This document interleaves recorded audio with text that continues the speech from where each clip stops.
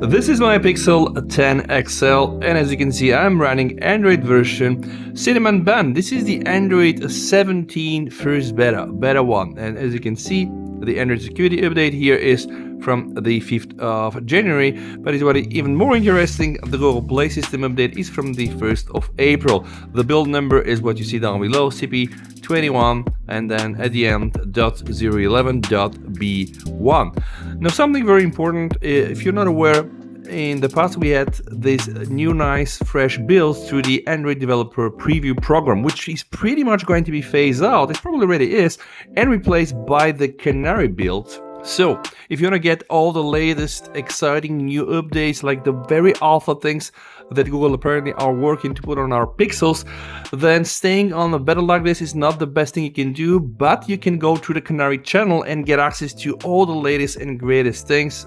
Some of them we already seen, but the thing is, the latest Canary build is still built on Android 16, so if you want to just get your hands on Android 17 like I did, well, I just get it over the air, because I am already part of the beta program, and yeah, now this is Android 17, and I'm gonna show you the new things. There are not so many. I'm not going to bore you to death with all the release plans and schedules. You can all check this information on the Google Android blog. Before I show you the new features, let's talk a bit on what is to come, because honestly, I believe this can be a huge thing. Right now, when I go inside my video settings, I'm only able to use few selected video formats, and probably the best out of it is the H.266, which is HEVC, and yeah, we know that the Pixel can do AV1, which is kind of cool in terms of quality and compression, but with Android 17, Google are promising us the support of VVC, which is versatile video coding, and this is actually a huge thing, because this is actually H.266, so that's the updated codec here, and it should be able to provide much better video compression, higher quality, right? Listen to this, higher quality at half the file size of the current standard. So imagine you're using HEVC or H.265 to shoot a video that is 4K 60 FPS, and it's gonna be 1G. With H.266 or the versatile video coding VVC, this should be really half the size. I mean, incredible. We need to test this. They do also promise dynamic camera sessions. The whole idea is to eliminate this lag that we experience when you switch between photo and video mode. So let's say right now I'm here in Telegram, I go to invoke my viewfinder, and as you can see, this isn't great. So with these new modes, the camera should be able to change or swap the modes instantly without having the need to restart the session. This is what it means for us. So if you engage with your camera and you go straight from photo to video, you should get this done in a split second, which is cool. Also, in terms of media, they will offer standardized loudness, so a new API that is going to ensure consistent audio levels across different apps. And yes, by the way, there are some new things here you can already see. I'm gonna share this a bit more. So more things are coming, more APIs. What about a whole user experience and interface? Now, you won't be able to see this demonstrated so easily, but Google are changing mandatory adaptive apps, which means that apps can no longer opt out of being resized on large screens. So imagine that if you're using like a Pixel tablet or foldables, the apps will be forced to fill the entire screen. So finally, we should be able to get rid of these annoying black bars that occur right now. They also are implementing a new Material 3 Expressive UI. So we know this kind of already began with all the Pixels late last year. But in Android 17, they want to overhaul the standard for all the manufacturers, which means that we hopefully gonna have more transparent, translucent effects. We're gonna have smoother animation across the board, and also hopefully redesigned notification designs, which we cannot really see right now. And then again, even deeper Gemini integration, one of this being just shown right now, like this is something new from Android 17. We can now swipe from the corner and finally get a fancy nice animation, the very same way we would engage with the Gemini from the power button. As you can see, there are plenty of things, plenty of exciting things that are going to happen, but of course a lot of this is not yet here. So again, don't expect any groundbreaking changes, but there are some, and I'm going to show this to you. Also, what is going to happen with performance and security? There is something called AAPM, or the Advanced Protection Mode.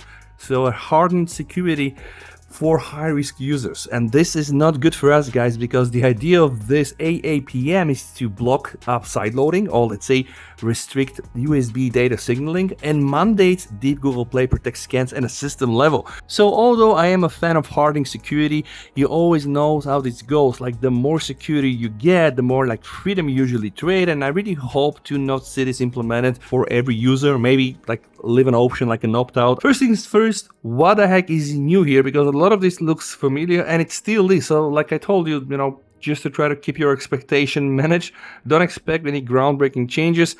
We can access the at a glance, and you can apparently remove it. Now, for a reason, this doesn't really work on my device, but okay, it's early beta, so I've seen that other people are getting more options here, having the chance to disable at a glance from the home screen and only allowing this to work on the lock screen. Now, in my case, this is present here. Even if I want to try to switch it off, still gonna be present. The next new thing here is the Google search box. Now, this thing reverted to the old design, but now at least they're giving us more modification options. So you know how it goes. You can go for a theme like system, light, dark, or custom. When you go to custom, you can set up the hue, also the saturation, and then the transparency.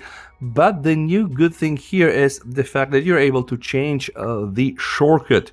So pay attention. Right now I'm using the song search, but I can click and I can change it to homework, news, saved, translate text, sports, whatever is your thing, or probably even remove it like this. The thing is, in my case, this doesn't really work. So whatever I change, I still just get the AI search. So again, on my device, I just get it OTA. This is really how it is. But nevertheless, I hope this is going to be improved with the next releases. Something new on the home screen is the volume rocker.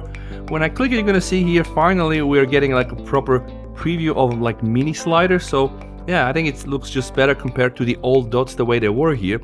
And Google are trying to change some of these design elements. For example, when you go inside a quick setting, you're going to see that they also changed the brightness icon. So what I'm going to demonstrate to you is like, if I go here and go to the full brightness, the icon is going to change. But the icon itself is a bit different compared to how it used to be. What I'd like is that it's kind of themed. So when I go to the max brightness, it's going to be white. When I start swiping down, it's going to be black, and then half bright. And this, yeah, just will bring it to like empty almost. But then again, this is just a minor tweak. Something that is new and works better compared to what we've seen before is the gesture navigation. So you can now swipe to invoke the assistant from the corner. This worked before, but not with that animation. So let me show, like usually how you do it right now is just hold your power button and then boom, you're gonna get this nice and fancy animation, and then Gemini is gonna expand. You can now achieve the same from the corner. All right, you can see we are just getting the same consistent animation, and it's the very same animation that you'll get when you engage it from the power button. Now let's try to explore some more of the new things, but don't expect anything major or groundbreaking. Here in the settings, just below accessibility, we have the device health and support, and inside we have something called Charging Diagnostics, which allows you to check your charging status. I think that's obvious. When you click it, by the way, it's gonna tell you that it needs to download some AI models or whatever. It was like something like that, but it actually never worked on my device. And I've seen some other people trying this. Yeah, okay, understood. Let's go into your charging request. And then the moment I press let's go, I'm not sure if this is gonna work right now. I tried it several times and it always errors up with an error message. Oh, okay, no, actually I was this time. Okay, have you restarted your device recently? Restarting can often fix the issue. Yeah, all right. So yeah, what is it, like an AI agent to give you some charging tips? Charger not detected. If you're currently trying to charge, your charger may be malfunctioning. All right, this is kind of cool. Let me try to heat it up with some electricity, because it's the first time on camera that this thing works for me. So I'm gonna click next. Charging Diagnostics. Okay, now I'm charging it. I'm just using like a random charger. It's not like an original charger meant to be used for the Pixel. Okay, understood. Let's go into your charging. System is up to date. All right, charging issues.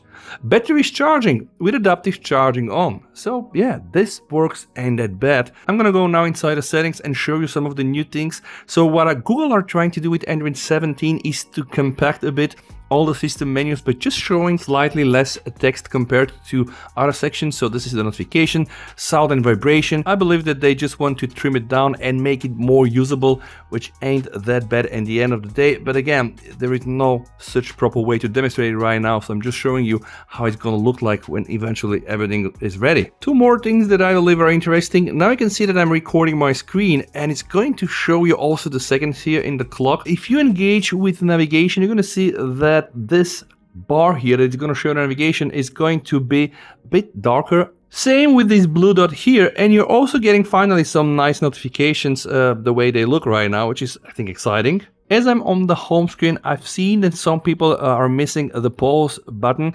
I do have it though. For some of my applications, you can see pause. Let's go back to the settings and display and touch. If you scroll down where you have the screen resolution and you click inside, yeah, you're gonna get a nice new revamped animation. This is the very same animation that you also find in the latest Canary builds.